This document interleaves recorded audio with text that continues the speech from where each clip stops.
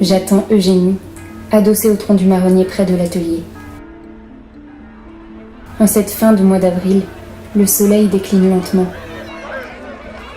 Mais mon âme aujourd'hui ne tend pas à la contemplation. Mon cœur pulse au rythme de celui de la ville. J'entends la clameur du faubourg, de ces gens qui mangent, travaillent, crient, vivent dans les rues alentours. Mon sang bouillonne, des fourmillements me parcourent les jambes. Je veux crier, agir, participer à cette effervescence politique qui agite la capitale depuis 2 mois. Lasse d'attendre sans rien faire, je sors de ma poche la copie de la lettre que George Sand a envoyée au comité central.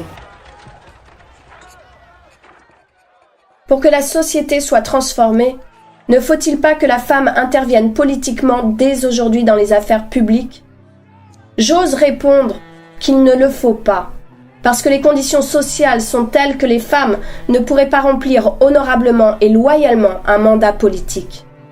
La femme étant sous tutelle et dans la dépendance de l'homme par le mariage, il est absolument impossible qu'elle présente des garanties d'indépendance politique à moins de briser individuellement et au mépris des lois et des mœurs cette tutelle que les mœurs et les lois consacrent.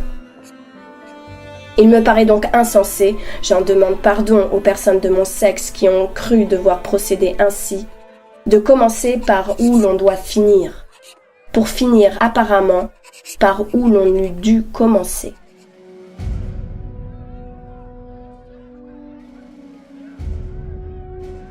Honneur et loyauté, la morsure de la rage embrase mes entrailles. Faut-il qu'en 6000 ans d'humanité, ils aient réussi à nous persuader de notre infériorité, pour qu'une femme de son rang et de son éducation soit convaincue de la stupidité des femmes ? Elle fait preuve ici de la même condescendance que le patron envers son ouvrier. Pourtant la première personne à instruire l'homme, n'est-ce pas la femme, la mère, suffisamment intelligente pour semer les premières graines de la connaissance dans l'esprit des hommes? Elle ne le serait pas assez pour gérer les affaires publiques ? Docilité et obéissance, sont-ce là les seuls horizons qu'il nous est permis d'embrasser ? Sans liberté de la femme, l'homme même peut-il être libre ? Sans justice et égalité, l'amour peut-il exister ? Le souvenir de mon mari envahit brutalement mon esprit. Mon souffle se fait court, mes poings se serrent. Mes ongles s'enfoncent profondément dans les paumes de mes mains. Un goût de sang envahit ma bouche, je le ravale en même temps que mes larmes. Je relève la tête dans un sursaut de fierté, tout en espérant réussir du même coup à aspirer un peu de l'air qui me fait soudain cruellement défaut. Je repense à Katie et à Wheeler, ces femmes qui ailleurs se battent elles aussi. Je repense à leurs lettres qui me parviennent d'outre-mer, dans lesquelles elles me décrivent leurs actions et leurs ambitions pour nous émanciper d'un joug qui pèse sur nos épaules trop lourdement, depuis trop longtemps, de manière trop injuste. Elles n'ont pas peur de réclamer le vote, de vouloir être leur propre représentante, d'exiger que le mariage ne soit pas une prison infantilisante et déloyale pour elles, pour nous. Et voilà que j'entrevois Eugénie, cette petite silhouette frêle perdue au milieu de ses corps d'homme, avec son cahier sous le bras. Mon souffle me revient. Elle salue Jules, ce gaillard plein de compassion et de rage. Elle lui dit quelque chose et l'ouvrier part d'un rire qui résonne au milieu du vacarme de l'atelier. Elle m'aperçoit à son tour. Son regard s'illumine.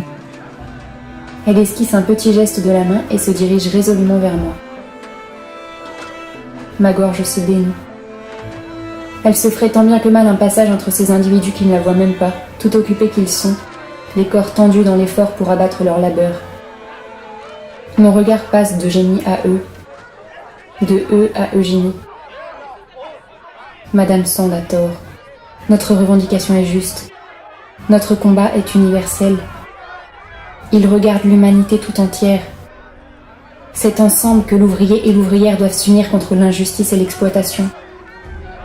C'est en tant qu'individu social et politique que la femme doit revendiquer la reconnaissance de ses droits et la légitimité de son éducation.